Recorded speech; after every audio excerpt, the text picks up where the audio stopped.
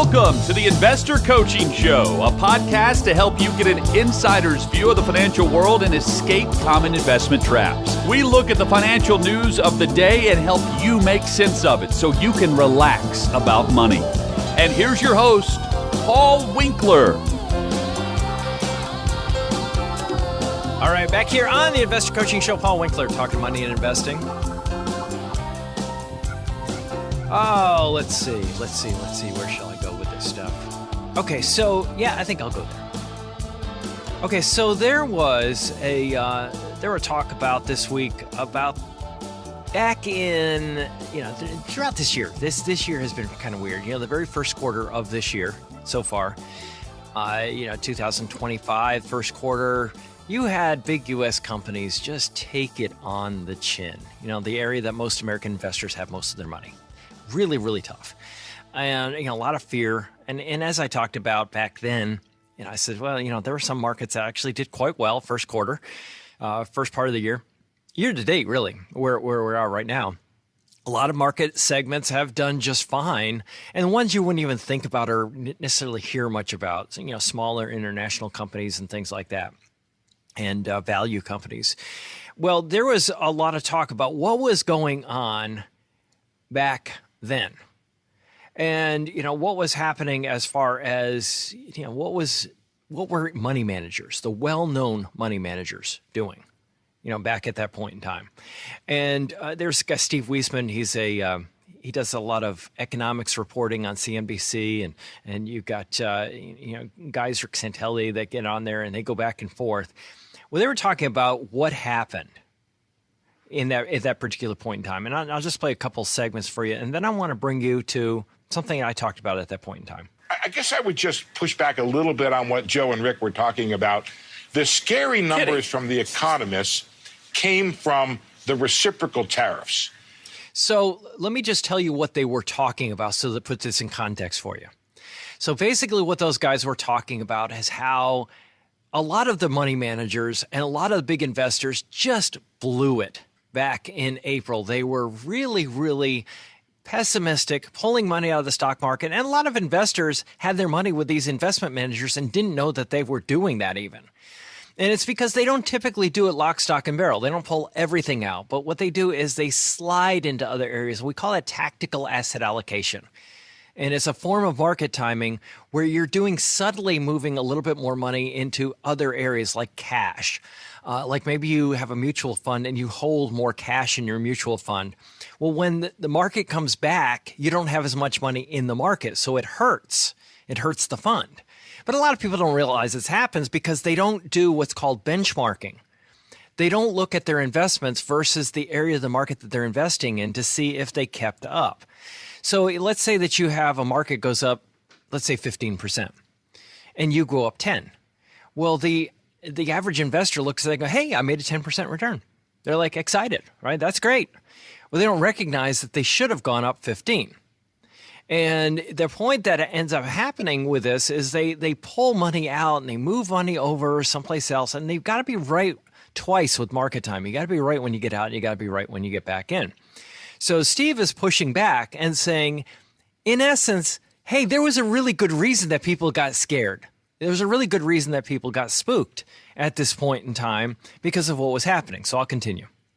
The extent to which some other reporting or media might have continued that once that rolled off, that's up to them. But from and what he's saying right there is if you listen to the media at that point in time, and we all know, you listen to the media, they have people that are in the media that will try to push a particular narrative. And it may be for political reasons. The reality of it is where they want to give the whoever's in power a black eye. And that's not unusual that happens. It's hard for people to totally quash their biases, right? Just being in the media, that was the whole idea about being in the media, is that you did not let any of your biases show through. And we go back to the 1960s. I remember, growing up in Walter Cronkite, and, you didn't know where he stood on things a lot of times. And that's just not the case anymore, right? So it's really hard. You got to see through the biases that people have to really look at what's going on. But he's saying, hey, look, they were reporting on things maybe a little bit longer than they should have, but that's what made people scared. Economics point of view, the thing that freaked out the economics world were the reciprocal tariffs. And then those things kind of, the president backed off of that. And so essentially the worst case scenarios have been backed off. So that was what happened. You had these reciprocal tariffs. You had, things, the sky is going to fall. Things are really looking bad. If this goes on the way it keeps going on, we could have prices going up at significant rates and really huge inflationary pressures. You're going to have these companies that are going to have to rejigger their supply chains. They're going to have to go to different countries. That takes a lot of time. That can really affect them. It can be a hardship on those companies. So they were saying that that's what happened. That's why people got spooked. The issue here isn't about reciprocal. And that's Rick Santelli, by the way, if you don't know who his voice, but Rick Santelli, he's always a ball of fire when he talks about this stuff. The issue here isn't about reciprocal tariffs. The issue is assimilating all of that new information into a market strategy. And in that, many money managers failed miserably. And that's it. What they'll do is they'll watch the news and they try to figure out, well, what do we do? How do we respond? How do we change the investment portfolio? And my stance on this show has always been, when the news comes out, it gets baked into prices right away. You can't move fast enough. There was one study that showed it was, and this was years and years ago, so it's probably even way faster right now, but it was like news was actually digested in bond prices in less than 30 seconds. And one of the examples I gave on stock markets, and we give every time we teach a workshop on that, is how the news of various things that have happened, whether it be profits of a company being less than expected or being more than expected, or maybe let's say that there's some kind of a disaster like a Challenger disaster or Twin Towers or whatever.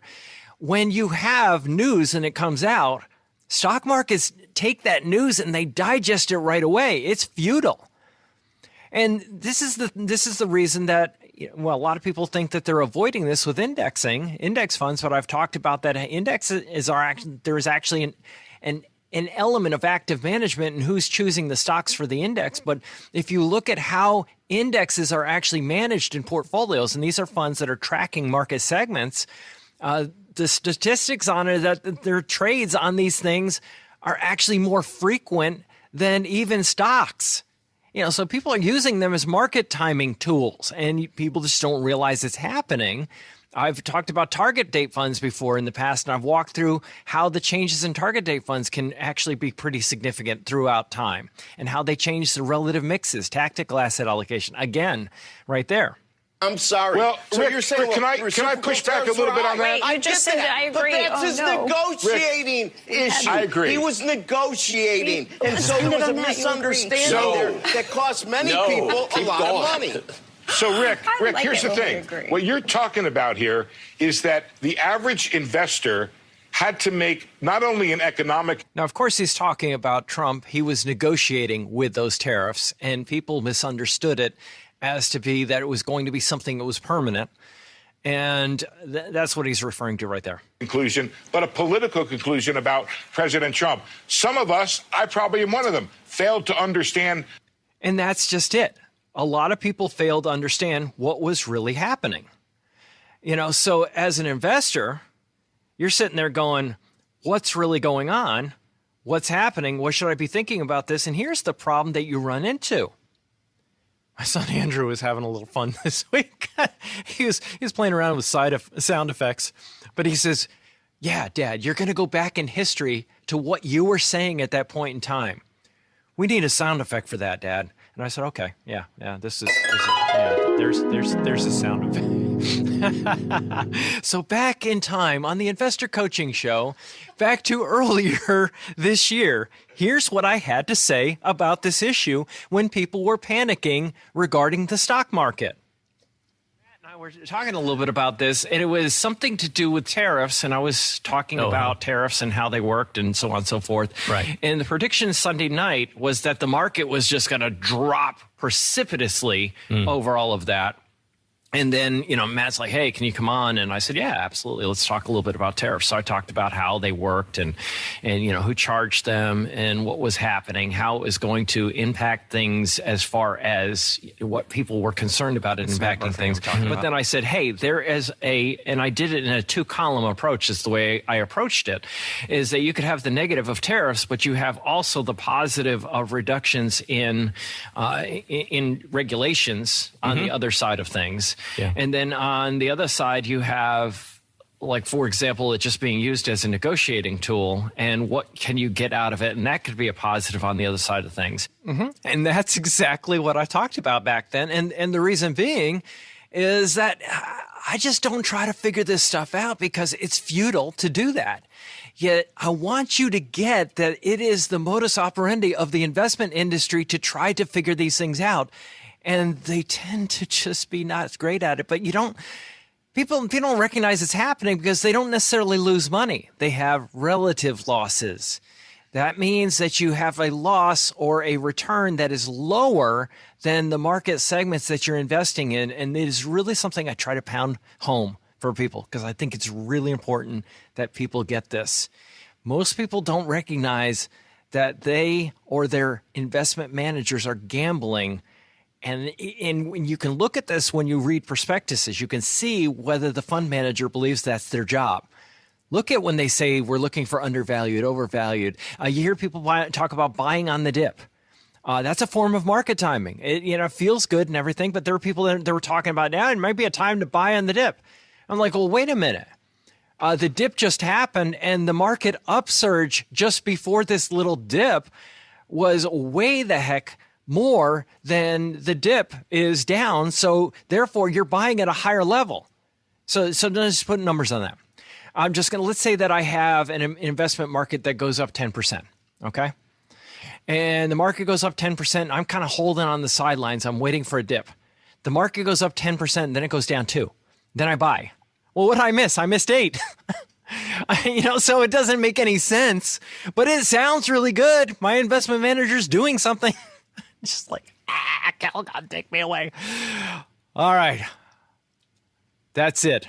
Watch out for market timing in disguise. It happens all around us. Look for tactical asset allocation. Read the disclosures of investment managers. Fundamental analysis. I'm telling you, it is out there. It is ubiquitous. We see it all over the place, and we want to avoid it. Hey, just a note to you podcast folks, we just came out with a retirement income guide, and I'm super excited about this. There are all kinds of myths about taking income in retirement. People worry about running out of money, and rightfully so, because a lot of these myths can actually cause that. Now, the myths that you typically hear about, number one, like dividends, living off dividends in retirement, real estate, life insurance as a retirement investment, and annuities, and interest-bearing accounts, and target date funds, all kinds of things out there. What I want to do is put something together that walks through why those things are problematic, number one. Number two, the other thing that I wanted to do is walk through the evidence-based research on taking income in retirement. And we got a ton of data going all the way back to 1900. What's the logic behind it? And it's intensely logical. So we put that together, and all you have to do to download that, making it super simple, just go to paulwinkler.com/relax, and you can actually get into that very easily right there. So I would urge you to do that. Check it out, because I think you're going to really like it. paulwinkler.com/relax. All right, back here on the Investor Coaching Show, Paul Winkler talking money and investing here. Okay, so there was something that came out in MarketWatch, and this kind of cracked me up because I read this to my wife. Now, granted, yes, we've been married a long time, well over 30 years, and she listens to me a lot, but she doesn't really listen to me that much when it comes to this stuff. It's not her wheelhouse, the financial stuff. So, yeah, but the thing is, I said, okay, I like to try stuff out on her just to see how she responds to these things, and she got this right away. And I thought, why would a financial writer not necessarily get this right away? But basically, the article was entitled, "Don't Blame Jerome Powell, Chairman of the Fed, or the Fed if you can't afford to buy a house right now." And, I think there's so many things wrong with this, and I'll just walk through them. President Donald Trump has cast Federal Reserve Chair Jerome Powell's reluctance to lower interest rates as the biggest obstacle to aspiring homebuyers. That's the biggest obstacle. I'll come back to that in a second. People aren't able to buy a house because this guy is a numbskull, Trump said of Powell ahead of Wednesday's Fed policy meeting, where the central bank left its benchmark interest rate unchanged despite pressure from Trump to cut borrowing costs. Trump has said repeatedly that high interest rates are blocking Americans from buying houses. But Powell is not the main reason so few people can afford to buy a home right now, experts told MarketWatch. Okay, so you look at that, and number one, I want to point out that the Federal Reserve, they handle the interest rate that banks charge each other to meet reserve requirements. And, when they're talking about borrowing, so we're talking about short-term interest rates. And I've talked about this a million times, but this is what they're controlling is the short-term interest rates. The market controls the long-term interest rates. And you look at term rates, and we call it term rates, which is rates that are long or short. What's the term? Is it long-term? Is it short-term? And sometimes they'll just refer to as term rates in the economics world. But this is based on evidence from all around the world, and where you see that term rates can be very, very similar between different countries and cross countries, out of sample and that type of thing. So this isn't even something that's debatable at all. It is short-term interest rates that the Federal Reserve controls. Well, when do you borrow? And what type of loan do you borrow with when it comes to your mortgage? You're borrowing long-term, 15 years, 20 years, 30 years, usually 30 years, 15 years. Those two periods of time are what you see the most often when it comes to borrowing. Well, what's the Fed controlling? The short-term interest rate. So I think it's just a little bit misleading to even say that it is going to be the Fed just deciding to change the interest rates. Now, you could say that the Fed could lower short-term interest rates and more people would borrow to buy cars and it would stimulate the economy, might stimulate jobs and all those types of things. Now, I'm not debating that at all, but I'm just debating that it's the affordability of houses that they're directly affecting right there. So it says, with so little supply, home prices have shot up to all-time highs. So you go, okay, so here's the problem is we have, homes, you just don't have enough of them. The market's too expensive for both renters trying to buy their first homes and repeat buyers who want to upgrade or downsize. Now, here's the key line in this article. And many of those existing homeowners can't afford to let go of their low mortgage rates. And I have people that come in here, they have 2% mortgages. And you go, well, wait a minute. So we're basically saying, this guy is saying, the writer of the article, that it's not interest rates that are causing the problem with home prices. It's interest rates. It's not interest rates. It's the fact that people can't let go of their low interest rate. Why? Because they won't replace it with a low interest rate someplace else. And I said, and my wife caught that right away. She's just like, oh gosh, that is crazy. It is. It's just insane. So what's happening is that's absolutely true. People are saying, and here's the thing.